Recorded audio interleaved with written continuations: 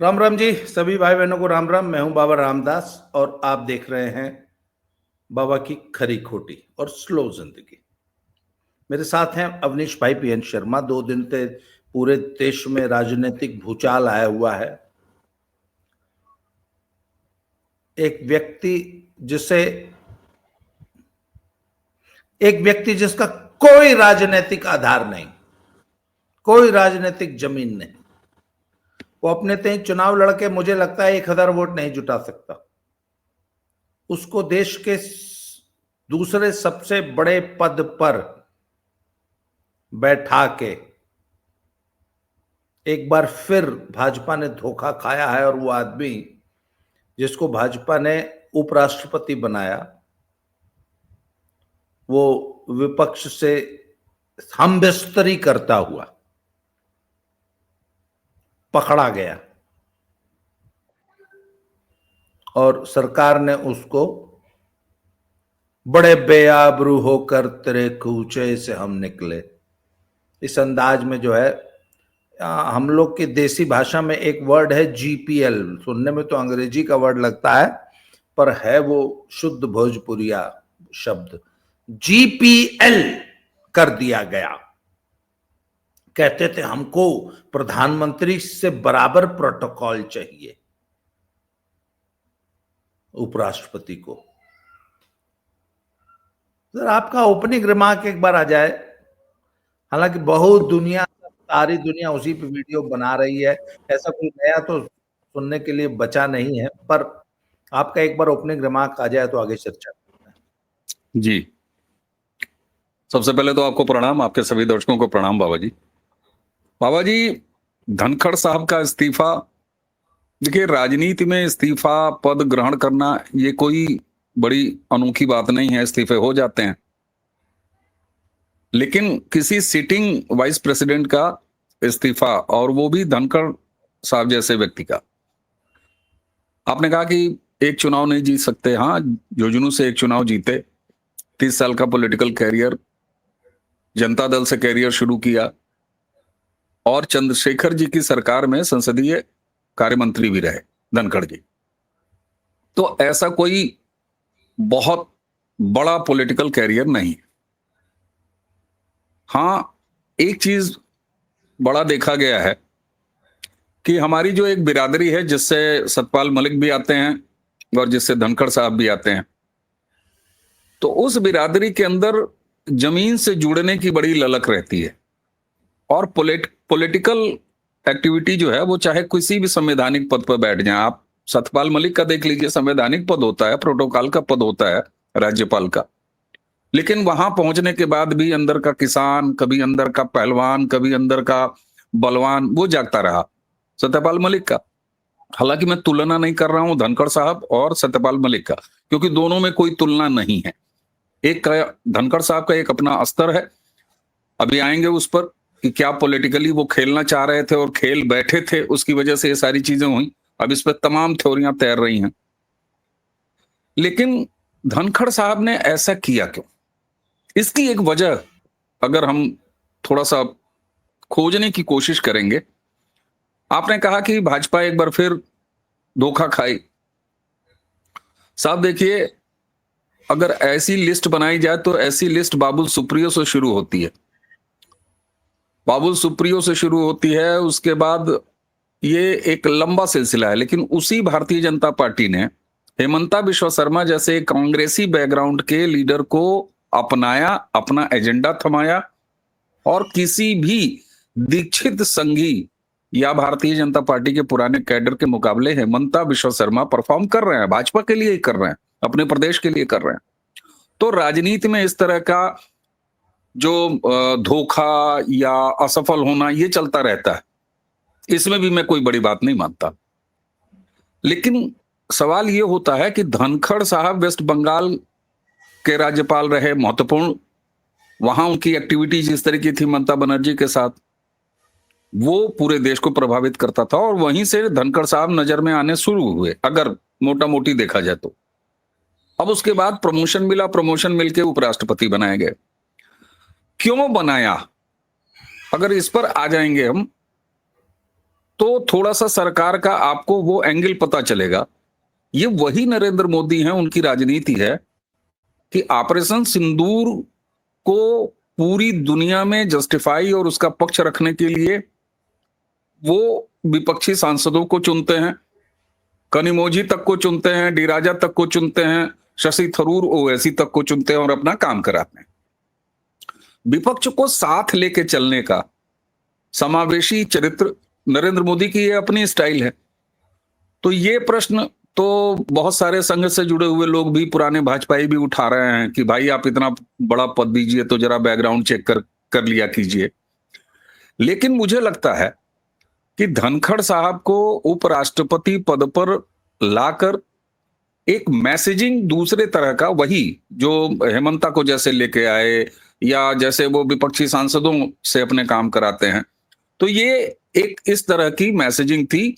और एक किसान पुत्र जो कि मुखर भी है और एक लायर का कैरियर भी रखता है, संसदीय कार्य मंत्री भी रह चुका है, तो मुझे लगता है कि धनखड़ साहब का चुनाव करने में भारतीय जनता पार्टी से कहीं कुछ ऐसा गलती हुआ, मुझे तो ऐसा नहीं लगता। अब धनखड़ साहब गए क्यों?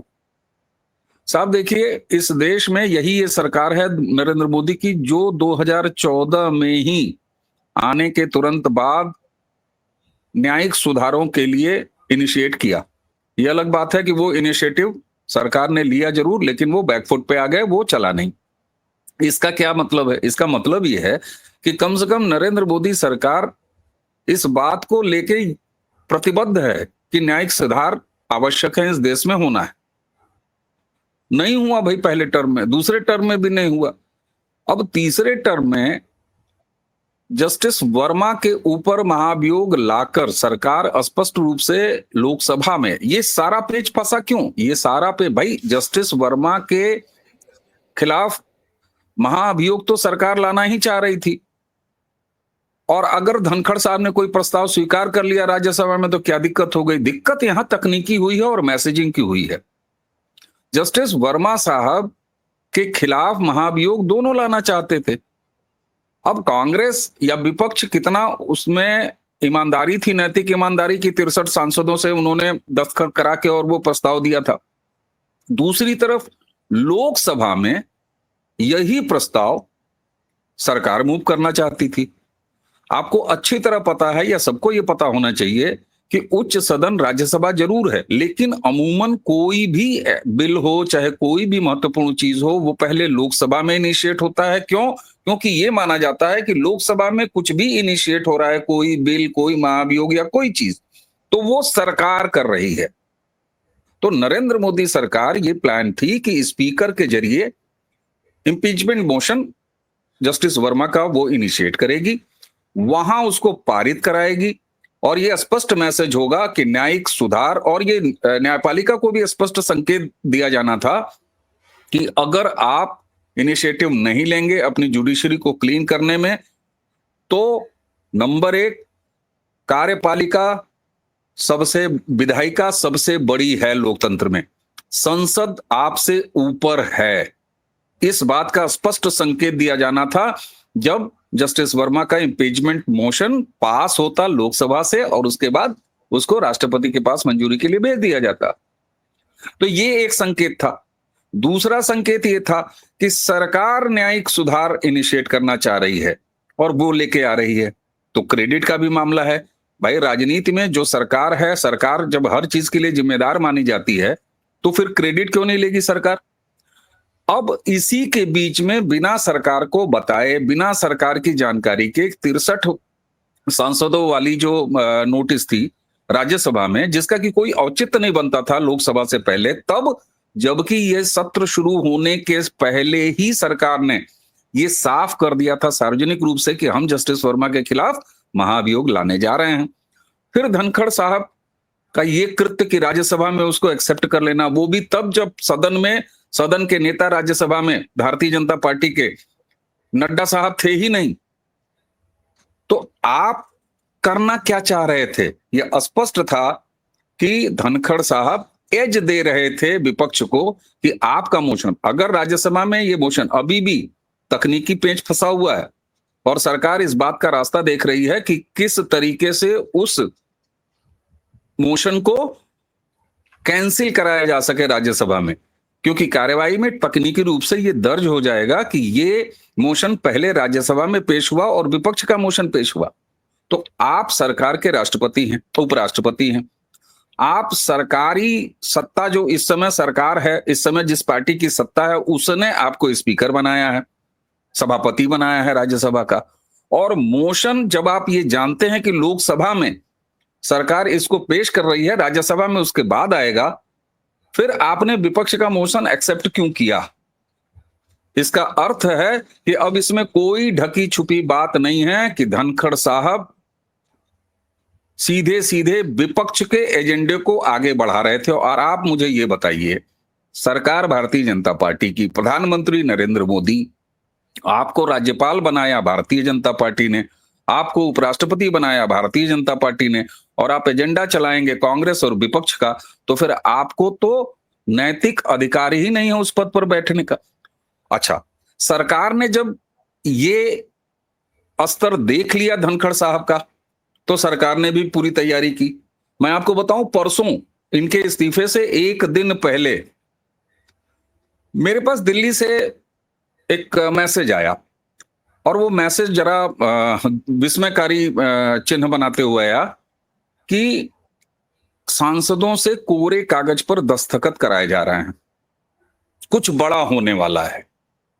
दरअसल जब सरकार ने ये देख लिया दिन में कि आपने विपक्ष का एजेंडा झंडा अपने हाथ में उठा लिया है, तो फिर सरकार ने बेहद कड़ा काम किया तकनीकी रूप से। ये इस्तीफा अगर नहीं देते तो इनके खिलाफ ये देश में इतिहास बनता कि किसी उपराष्ट्रपति के खिलाफ महाभियोग, जस्टिस वर्मा से पहले महाभियोग आता उपराष्ट्रपति के खिलाफ उसी राज्यसभा में और लोकसभा में, और धनखड़ साहब को बेइज्जत होकर बाहर जाना पड़ता। मैं तो शुक्र मनाऊंगा कि नरेंद्र मोदी सरकार और आज की सरकार ने इनका बड़ा लिहाज किया है, चाहे वो उम्र का हो, चाहे इनके राजनीतिक अनुभव का हो, चाहे इनके पद का हो, सबका सम्मान किया है।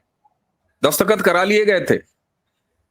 और आप इनकी व्यग्रता देखिए, ये राष्ट्रपति भवन पहुंच जाते हैं बिना किसी अपॉइंटमेंट के, और आधा घंटा वहां पर बैठ के वेट करते हैं, और अफरा तफरी के बीच में राष्ट्रपति महोदया को बताया जाता है और तब ये मिलते हैं और अपना इस्तीफा देते हैं। तो धनखड़ साहब का ये पूरा कृत्य स्तरीय नहीं था, स्तर से बहुत नीचे था। ऐसा क्यों था, अब जरा आधे मिनट में मैं ये बता रहा हूं। ये कोई 24 घंटे या मानसून सत्र शुरू होने, सुबह हाउस चलाने और दोपहर में कुछ होने, इतना ही मामला नहीं था। आप अगर ध्यान दीजिए तो पिछले 2-3 महीनों से विपक्ष और खास तौर से राहुल गांधी और कांग्रेसी इकोसिस्टम के बहुत सारे कंटेंट क्रिएटर्स, चाहे वो यूट्यूबर्स हों, चाहे इन्फ्लुएंसर्स हों, चाहे वो एक्स पर एक्टिव लोग हों, एक दूसरे तरह का आक्रामक शैली उनके अंदर आ गई थी, और ये कहा जा रहा था कि सरकार गिर जाएगी। गडकरी साहब का एक मुलम्मा लाके वो कहानी भी तैराई गई है, वो भी एक कॉन्स्पिरेसी थ्योरी है। गडकरी साहब ने कब नहीं बोला है भाई? गडकरी साहब बोलते हैं, वो अलग अलग तरीकों से बोल जाते हैं। नागपुर वाले बाबा हैं 75 साल, वो कुछ भी बोल जाते हैं। और कुछ भी क्यों, वो सांस्कृतिक संगठन है, उसका क्या मतलब किसी से? अगला बोल रहा, वो खुद 75 के हो रहे हैं, वो खुद चले जाएंगे, नहीं जाएंगे, ये उनका मतलब है। लेकिन इस तरह की चीजों को कि नरेंद्र मोदी सरकार खतरे में है, नरेंद्र मोदी कहीं से अब थोड़े से हिलते डुलते हुए नजर आ रहे हैं, ये माहौल बनाया जा रहा था इकोसिस्टम द्वारा। और राहुल गांधी बार बार ये कह रहे थे कि अब बीजेपी को नहीं, नरेंद्र मोदी को हटाना है। यानी जब आप चुनाव में नहीं हरा सकते तो एक नए तरह का पैतरा, और स्पष्ट है कि चाहे वो कपिल सिब्बल जैसे लोग हों और धनखड़ साहब का बैकग्राउंड, जिस बैकग्राउंड से वो आते हैं अलग अलग पार्टियों से, तो उनके मित्र हैं और उनको प्रभाव में लिया गया था पूरी तरीके से। धनखड़ साहब स्पष्ट रूप से विपक्ष से मिले हुए थे, इसलिए नैतिकता गई बाढ़ में, नैतिकता गई तेल लेने। जिसने आपको पद दिया, जिसने आपको प्रतिष्ठा दिया, जिस सरकार ने आपको ये सब दिया, और आप उसी के खिलाफ अगर षड्यंत्र कर रहे हैं, तो मुझे लगता है कि जिस निर्ममता से मोदी सरकार ने और सरकार ने धनखड़ साहब की विदाई की है, और उसके बाद प्रधानमंत्री का मात्र 3 लाइनों का ट्वीट, जिसमें न कोई विदाई न कोई उनके योगदान की चर्चा, स्पष्ट रूप से सरकार ने भी ये जाहिर किया है कि हाँ, ये षड्यंत्र कर रहे थे, सरकार के खिलाफ जा रहे थे, विपक्ष के एजेंडे में फंस चुके थे, उनके साथ उनकी योजना में शामिल थे, इसलिए इनके ऊपर दंडात्मक कार्रवाई की गई है। धनखड़ साहब को प्रणाम सिर्फ इस बात के लिए कि उनको अकल आई और उन्होंने चुपचाप इस्तीफा दे दिया। अगर इस्तीफा नहीं देते तो आज हम लोग ये इतिहास बनता हुआ इस देश में देख चुके होते कि किसी सिटिंग वाइस प्रेसिडेंट को महाभियोग लाकर और सरकार ने हाउस के बाहर कर दिया, पैदल कर दिया। यहां एक चीज अंतिम बोलूंगा, जिस कड़ाई, निर्ममता और साजिशों को जिस तरीके से दफन करने की जो उम्मीद नरेंद्र मोदी सरकार से थी और जिसको लेके उनके कट्टर समर्थक भी कई बार उनकी आलोचना करते थे कि आप थोड़ा ज्यादा ही सॉफ्ट हो जाते हैं, मुझे लगता है कि ये एक और बड़ी चीज की आहट है कि नरेंद्र मोदी का तीसरा कार्यकाल में जो कुछ बड़े कार्रवाइयां जो हमने 2014 में देखा था, 2019 में देखा था, ऐसे, क्योंकि हर अपने कार्यकाल में वो कुछ बड़े काम करते हैं, बड़े काम न्यायिक सुधार के बाकी हैं। तो मुझे ये अंदाजा हो रहा है कि सरकार ने जिस तरीके से कड़ाई और एक तरह से हार्श एक्शन लेना शुरू किया है, तो उससे एक तेवर और दिखाया है कि अब संसद में कुछ बड़े काम निपटाए जाने हैं। जी, वैसे ये इस सरकार का खासतौर पे मोदी जी की जो कार्यशैली है, आपको नहीं लगता कि मोदी की छत्रछाया में बहुत सारे लूज कैनन्स पलते आए हैं और जिन्होंने सरकार में रहते हुए, महत्वपूर्ण पदों पर रहते हुए बहुत ज्यादा बकवासें की हैं, इसके बावजूद सरकार उन्हें बर्दाश्त करती रही और अंत तक उनके खिलाफ कोई कार्रवाई नहीं की। उसमें आपने सिर्फ एक नाम लिया, उसके बाद आप रुक गए। ऐसे कम से कम 20 सुब्रमण्यम स्वामी आप देख लीजिए, चाहे वो अरुण शौरी हो, चाहे वो यशवंत अरुण शौरी हो, बिल्कुल। एक चीज मैं बताऊं, मुझे लगता है कि ये नरेंद्र मोदी के अंदर जो भारतीय जनता पार्टी का एक जो संस्कार है पुराना, वो कई बार उन पर हावी हो जाता है। मैं एक कमी पाता हूं, मैं उस पर उन उदाहरणों पर नहीं जाऊंगा कि नरेंद्र मोदी जी के आंख में आंसू आ जाता है, नरेंद्र मोदी जी, लेकिन ये स्पष्ट है जब वो ये कहते हैं कि पार्टी मेरी मां है। याद करिए आडवाणी जी के सामने, और उस समय वो भरभरा के रो पड़ते हैं। नरेंद्र मोदी अपनी पार्टी को लेके, विचारधारा को लेके वो कितने ज्यादा समर्पित हैं उस पर तो बात ही नहीं करनी है, लेकिन अपनी पार्टी को लेके जो व्यक्ति ये कहता हो, सार्वजनिक रूप से ही कितने नेताओं को आपने सुना है ये कहते हुए कि पार्टी मेरी मां है? मैंने तो नहीं सुना किसी को। लेकिन जो व्यक्ति प्रधानमंत्री बन जाने के बाद पार्टी पर सर्वोच्च रूप से सारी ताकत हासिल कर लेने के बाद ये कहे कि पार्टी मेरी मां है और भावुक हो जाए, तो मुझे लगता है कि नरेंद्र मोदी की ये जो विस्तृत सोच है, इसी की वजह से आप बिल्कुल सही कह रहे हैं, लूज कैनन रहे हैं। और तो और छोड़िए साथ, इतने लूज कैनन अगर आप गिनिएगा तो लिस्ट बहुत लंबी हो जाएगी। कितने सांसद और कितने विधायक अपने काम और अपने नाम पर चुन के आए हैं 2014 में, 2019 में, 2024 में, सारे नरेंद्र मोदी की पीठ पर सवारी करके आते हैं। ये तो एक आम धारणा है, ये तो भारतीय जनता पार्टी के समर्थकों की भी शिकायत है। एक से एक फालतू लोग केवल भाजपा का सिंबल और नरेंद्र मोदी का नाम, विधायक बन गए, सांसद बन गए।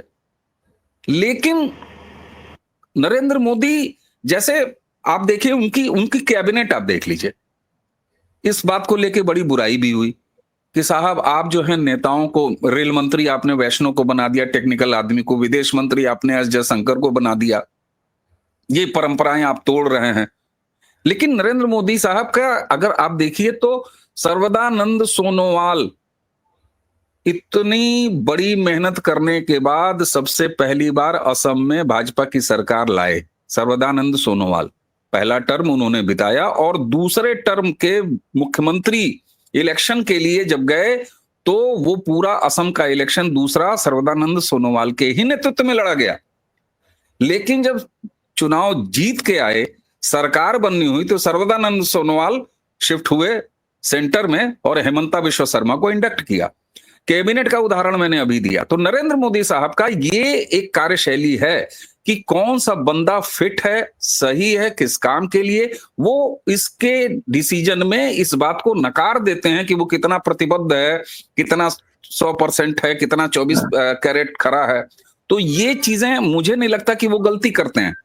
उनका ये है कि कौन सा व्यक्ति इस काम के लिए सर्वथा उपयुक्त होगा। उन्होंने तो एक बार भी नहीं सोचा ना, शशि थरूर को जब भेजा, ओवैसी को जब भेजा, इसमें कौन सी पॉलिटिक्स थी। और मैं कहता हूं इसमें पॉलिटिक्स भी है कि हमारे विपक्ष के लीडर जाके वो बात करेंगे। आप सोचिए जरा, कांग्रेस पार्टी के राहुल गांधी के लिए कितनी असहज स्थिति है। शशि थरूर का इस तरीके से मुखर होके सरकारी पक्ष और ऑपरेशन सिंदूर के बारे में पूरी दुनिया में जा जाके कहना राहुल गांधी के लिए कितनी असहज स्थिति है। वो ना खा पा रहे हैं, ना निगल पा रहे हैं, ना थूक पा रहे हैं। तो लूज कैनन तब हमेशा आ जाता है जब आपके पास कोई नरेंद्र मोदी जैसा चुनाव जिताने वाला इतना बड़ा ब्रांड हो। तो आपको बड़े बड़े लोग, आपको तो ये भी लगेगा कि राजनाथ सिंह नरेंद्र मोदी जी की वजह से जीत गए, फलाने जी नरेंद्र मोदी जी की वजह से जीत गए, ढेकाने चुनाव नरेंद्र मोदी की वजह से जीत रहे हैं।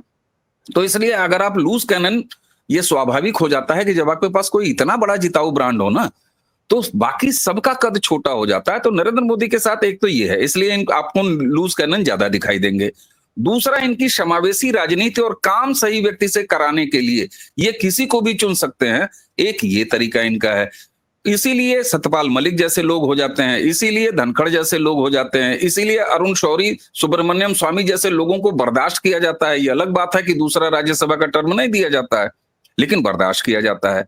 अब आप सोचिए जरा कि इसके ठीक उलट जब विपक्ष और उसका इकोसिस्टम नरेंद्र मोदी को तानाशाह कहता है, नरेंद्र मोदी को कहता है कि ये सब कुछ अकेले करते हैं, तो एक तरफ वो आरोप और दूसरी तरफ नरेंद्र मोदी का ये समावेशी चेहरा।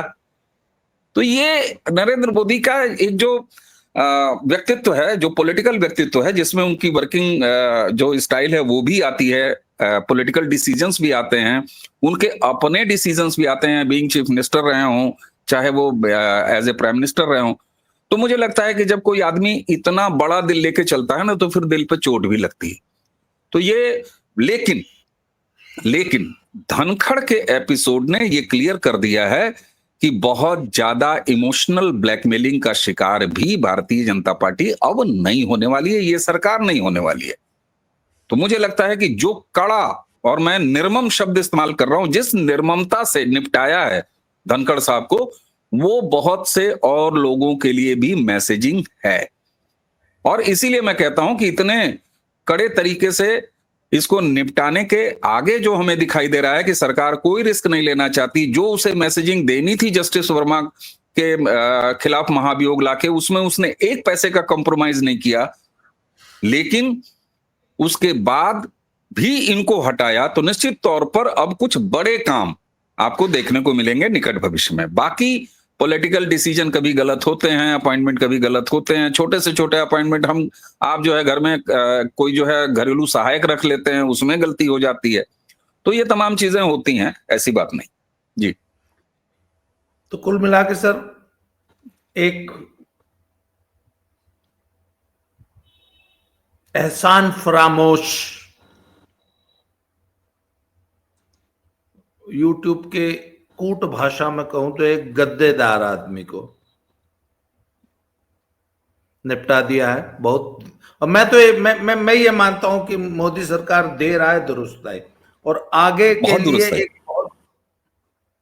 बहुत दुरुस्त आई। और मुझे लगता है कि न सिर्फ दुरुस्त आए हैं, देर से आए हैं, न सिर्फ दुरुस्त आए हैं, बल्कि इनको ये भी एहसास हो गया है कि इस तरह की चीजें अब हमें बर्दाश्त नहीं करनी चाहिए। इसी वजह से बड़े निर्मम तरीके से इनकी विदाई की है। और बिल्कुल, मतलब आम तौर पे जैसे आपने एक बात कही ना, मोदी बहुत सहृदय, बहुत ऊपर से कठोर दिखने वाला आदमी, अंदर से बहुत कोमल है। परंतु बार बक्स रो देते हैं। नहीं पर आदमी नहीं, वही आपने कहा, जब पार्टी पे बनाई, सरकार पे बनाई, तो वो आदमी बहुत कठोर भी हो सकता है, ये उन्होंने दिखा दिया है। और मुझे ये बहुत अच्छा लक्षण इसलिए दिख रहा है क्योंकि मैं ये मानता हूं कि जो वैश्विक परिस्थितियां हैं उसमें the tough times are ahead. हम एक Exactly. संक्रमण काल से गुजर रहे हैं, पूरा विश्व गुजर रहा है, और उसमें सर हमारी आप भूमिका। हाँ जी, सर आपकी सेना का ऑपरेशन सिंदूर कंटिन्यू है, पॉज बिल्कुल बटन दबा हुआ है। आप युद्ध की स्थिति में हैं। और एक चीज और, नरेंद्र मोदी ने ये जो निर्मम तरीके से किया है, उन्होंने पहली बार संभवतः अपने तीसरे कार्यकाल में अपने राजनैतिक विरोधियों, पार्टी के अंदर, उनको बहुत कड़ा संदेश दिया है। मैं नाम लेने की आवश्यकता नहीं है, वो जो भी हो। बिल्कुल नहीं नहीं, और कुछ ऐसे लोग जो अपने आप को संगठन से ऊपर, पार्टी से ऊपर, हो जाती हैं गलतफहमियां कई लोगों को, सबको अच्छे संदेश, लोगों को हो जाती सबको संकेत दिया है, बहुत जबरदस्त संकेत, सर और ये करके दिखाया है। कार्रवाई करके ही नहीं, जवानी नहीं, उठा के। हाँ भाई साहब, जिसको हाँ, कहते हैं ना दरकच, कि इसको भोजपुरी में कहते हैं दरकच देना। हाँ, वो एक और कहते हैं, गगेला पकड़ के टांग के बाहर कर देना। हाँ हाँ, तो मोदी वो सॉफ्ट सा दिखने वाला आदमी, कड़क फैसला, बहुत कड़क फैसला, बहुत, और जरूरी फैसला, बेहद जरूरी फैसला। वो इस पे मुझे वो उस फिल्म का डायलॉग आता है कि फ्लावर समझा क्या, अपन फायर है। पुष्पा। बिल्कुल ठीक बात है, बिल्कुल ठीक बात है। कई लोगों के प्राण सूख गए होंगे, कई लोगों की योजनाएं बीच में ही गायब हो गई होंगी, कि कई लोगों ने अपने फोन बदल दिए होंगे। साहब क्या बात कर रहे हैं। अवनीश भाई, बहुत बहुत धन्यवाद, आपने समय दिया, तो इसके सर, लिए बहुत बहुत आभार। मिलते हैं दोबारा। Thank you very much. Sir जय श्री राम। प्रणाम सर, जय जय श्री राम।